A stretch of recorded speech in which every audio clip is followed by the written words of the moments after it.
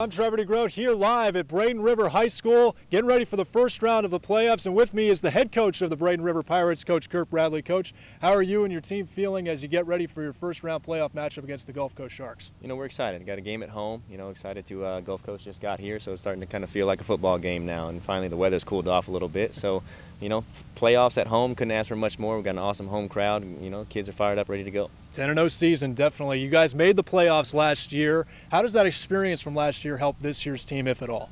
You know, anytime you get to experience something new, you know, the next time you get to do it, you have a little something to fall back on, your little comfort zone there. But, you know, we have a new challenge in front of us this year. It's Gulf Coast at home, and, you know, they'll be ready to play. And so we can kind of draw on some of that experience, but it's also a new team and a new year with new players. And so, you know, we kind of got to, you know, blaze some trails this year as well. Yeah, you guys have been blazing through the regular season at 10-0, and your largest margin of victory, or lowest I should say, is 10 points, but you had big leads in both. How prepared is your team to deal with adversity in a tight game if it's close, especially in the playoffs when you know it's hyped up a little bit more? Yeah, you know, pressure's on in the playoffs. It's win or go home, and so, you know, we do have to draw back on the Venice game and the Sarasota game as far as, you know, anytime you get a chance to get a lead, you want to take it. But if it comes down to, you know, a close game, we feel like we're built to play those games as well. We can pound it in the inside and play at the line of scrimmage, and we also throw the ball as well, which, you know, helps out in the playoffs as well. All right, Coach. Well, best of luck to you tonight against Gulf Coast. Take care. Excellent. And that's Coach Kurt Bradley. So don't worry, that's going to be on Friday Football Fever tonight, 11:15.